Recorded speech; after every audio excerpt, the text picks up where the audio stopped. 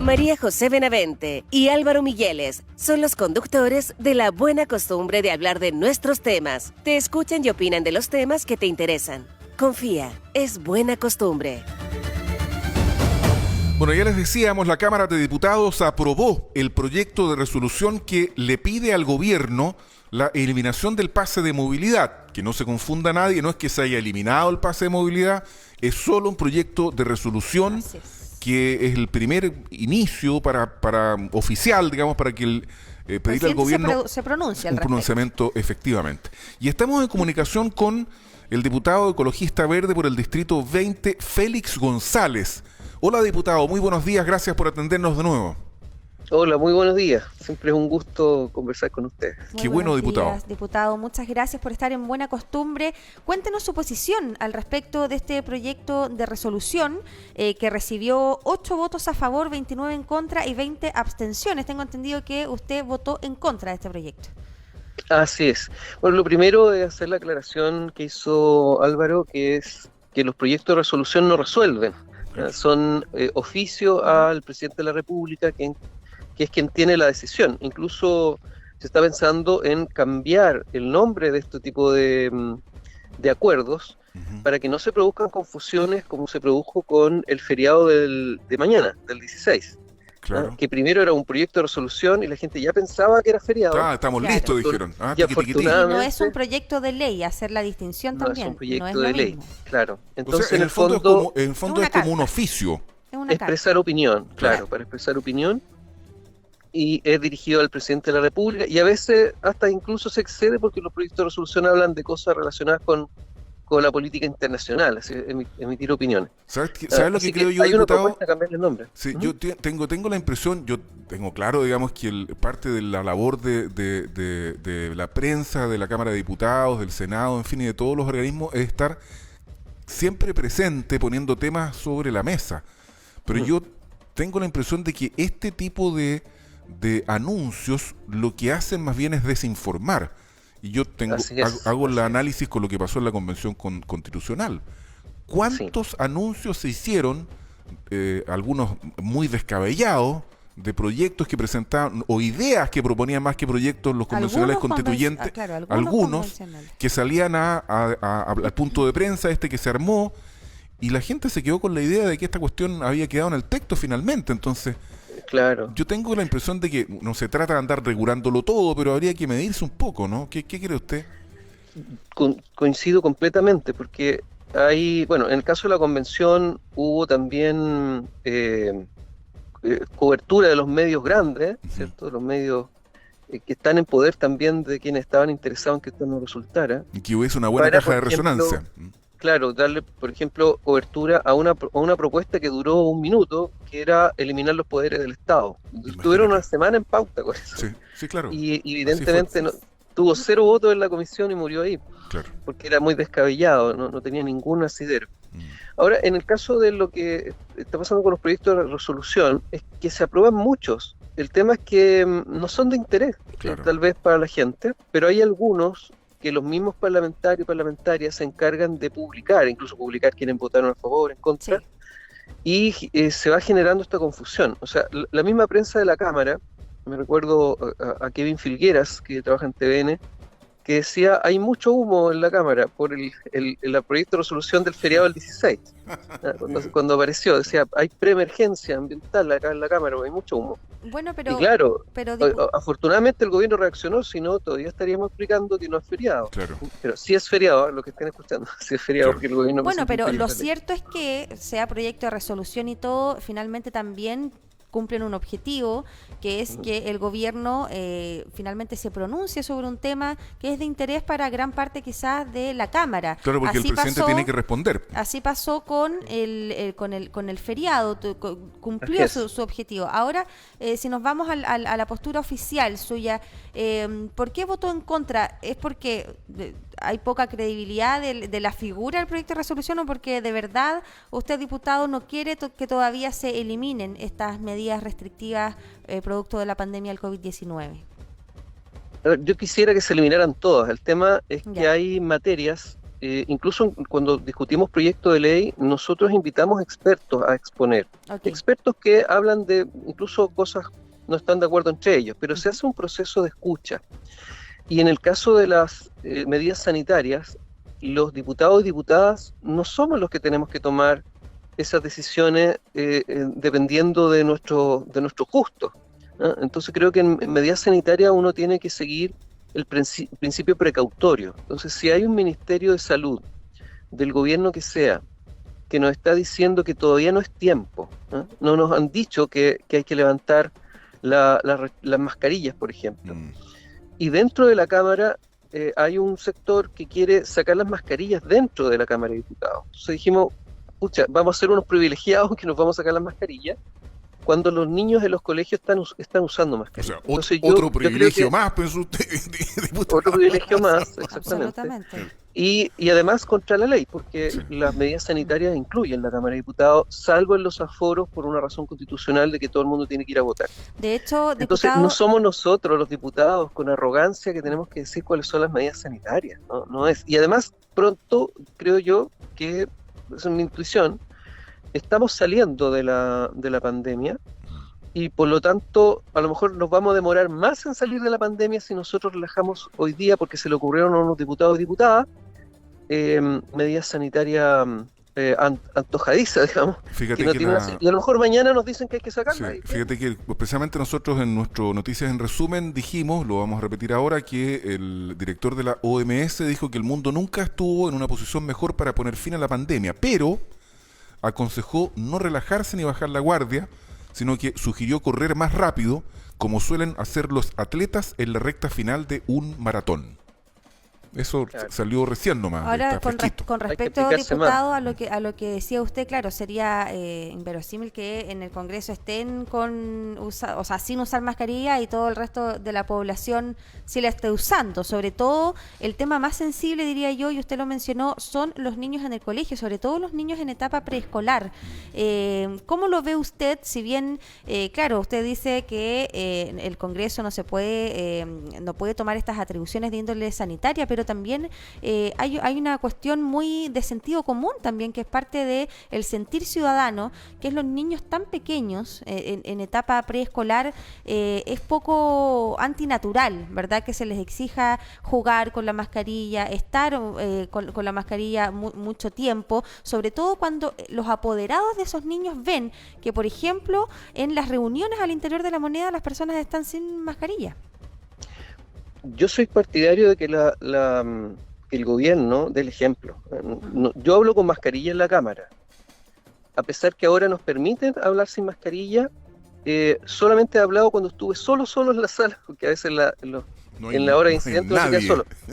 No hay nadie, me saqué la mascarilla. Pero yo hablo con mascarilla porque sé que la medida en que la gente prende la tele y ve gente sin mascarilla, sobre todo el presidente de la República, toda la razón, se va generando un relajo que va contrario a la OMS. Yo sé que hay parlamentarios, los republicanos quieren que nos salgamos de la ONU, pero yo creo que tenemos que hacerle caso a la OMS. Y si alguien está enfermo, vaya al médico, no vaya a preguntarle a un diputado. Si alguien quiere un consejo financiero, vaya a un ingeniero comercial, no vaya a un diputado. Entonces no podemos nosotros pensar que lo sabemos todo y ponernos a generar medidas sanitarias. Y si me permiten, para hacer la reflexión sobre quienes están diciendo que es un derecho, la libertad y todo eso, a mí me gusta andar con zapatos. Este es el ejemplo que yo doy. Me gusta andar con zapatos en la calle y creo que si hubiera una norma que me prohibiera andar con zapatos, sería una norma injusta. Pero si yo voy a una piscina pública y me quiero meter con zapatos, me van a decir que no, por razones sanitarias. Porque mi derecho ahí termina, porque empieza el derecho de las otras personas que se están bañando en la piscina y que dicen, oye, usted puede tener los zapatos sucios, ¿cierto? No puede meterse con zapatos a la piscina. Además tiene que pasar por esta ducha, no sé. Hay medidas sanitarias en las piscinas públicas que nadie discute, porque los derechos de uno, así nos enseñaron de chicos, los derechos de uno terminan cuando empiezan los derechos de otro. Entonces, en materia sanitaria, uno tiene que ser un poco más obediente de estos acuerdos que se toman, de decir, bueno, está la Organización Panamericana de la Salud, está la Organización Mundial de la Salud, Está el Ministerio de Salud que nos están diciendo todavía no, falta poco. Estamos en 8 y tanto de positividad. Sí, más o menos, Y sí. yo escuché al principio de la pandemia que dijeron, cuando llegue a 5 se va a empezar a perder la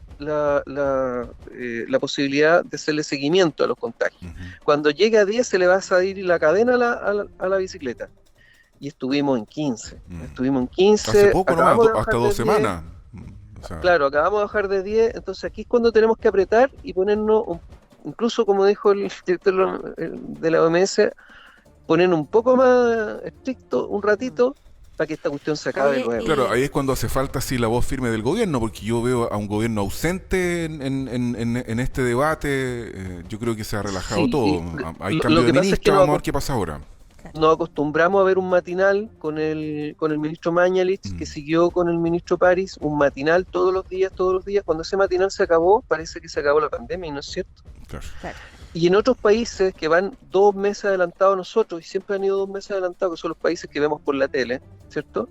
Los países europeos y China, ellos van más adelante en tiempo de la pandemia y están más relajadas sus medidas. Incluso hay países en donde no hay ninguna prácticamente medida relacionada con la pandemia, con las vacunaciones, pero porque están en un tiempo distinto.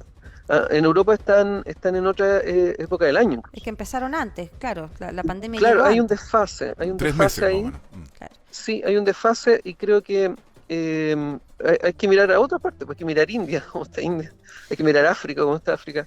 O sea, no podemos decir que porque en Europa ya no existe. Me han escrito los patriotas todos estos par de días, Se lo que me hemos dicen, mire, visto. si yo vengo de Bélgica y no, oiga, pero ya tal vez en 2 semanas más esto cambie, pero Claro. no lo tienen que decidir los Lo diputados y importante diputadas. también es la cifra de rezagados diputados. Y antes de cambiar de tema, porque Álvaro tiene una pregunta, solo para un punto informativo aquí. Son 8 nomás estados no reconocidos por la ONU, para quienes dicen que se quieren salir de la ONU y precisamente no son reconocidos por este organismo internacional porque no están constituidos ni como Estado ni como gobierno. Por ejemplo, Kosovo, la República de Osetia del Sur, Nueva Rusia, entre otros. Así que como información nomás, porque esa consigna también yo veo que es muy popular en las redes sociales. Sí, es un poco, no tiene lógica, porque la ONU no es un organismo que nos mande, No, sino que es un lugar de conversación en donde podemos conversar con otros países. claro. Es una forma de ponernos de acuerdo en cosas que además en general no son obligatorias. Y que son preocupaciones mundiales, no solamente Son de un preocupaciones Estado. mundiales. Claro, Mire, individual. la crisis climática no la vamos a poder resolver solo. El narcotráfico no podemos resolverlo como país nosotros solos. La crisis migratoria no podemos resolverlo nosotros de mutuo propio. Son problemas planetarios que tenemos que hacerlo con colaboración con otros países. Por eso también la crítica al presidente cuando viaja, así como, mire, aquí hay un montón de problemas en Chile y usted viaja. Bueno, tiene que viajar porque es el jefe de Estado que nos representa como Estado. Oiga, diputado, es- antes de terminar, solamente un minuto porque se nos fue el tiempo. Estaba mirando aquí en sabes.cl que usted ofició al Consejo de Monumentos Nacionales por este maltrato a un sitio arqueológico que yo la verdad que no tenía idea que existía ahí en Bellavista. Esto queda camino a Penco, a orillas del río Andalién, donde hace algún tiempo fueron descubiertos restos de más de 4.000 años de antigüedad de los habitantes que había aquí en la región del Biobío. La verdad que es bien lamentable cómo está todo esto, que además hubo seguramente cazadores de tesoro que pensaron que todavía podían encontrar oro y se metieron ahí en estos restos. ¿Qué es lo que se puede hacer, diputado? Sí, bueno, a veces es valioso también en términos económicos en el mercado negro vasijas, ¿verdad? Elementos. Hay que invertir más, pues. Así como se resguardan otros lugares, hay guardias en parques, hay guardias pero son lugares totalmente olvidados por el Estado. Y tenemos un Consejo de Monumentos Nacionales que a veces ni siquiera nos responde a los oficios, y creo que acá en la zona... Tiene una oficina ahí en la diagonal, he visto yo. Sí, no sé si está ahí todavía. Claro, más chiquitita. pero el Consejo de Monumentos Nacionales es un organismo nacional. Pero tendrá un funcionario o dos funcionarios de tener aquí, no creo que tenga más. Sí, sí, claro, en realidad lo que tiene son como una especie de representantes que tienen participación, pero que son funcionarios de un museo. Mira, Eh, entonces necesitamos fortalecerlo más y nosotros también tenemos, como sociedad, nos ha costado informarnos de o sea, a mí me interesa, soy un aficionado a eso, pero en general la gente no sabe el patrimonio cultural que tenemos en esta zona, en los deltas de los ríos, en los humedales, donde hay crecida y se generan barros. Ahí es donde quedan atrapados cada cientos de años, quedan atrapados lo que haya, digamos. Y por eso es que en el humedal Los Batros, en Hualpén también, en el santuario, en el estuario, son todos sitios de interés arqueológico, mira. porque son sitios del delta del Biobío, del delta de la Andalina, en este caso, Bellavista.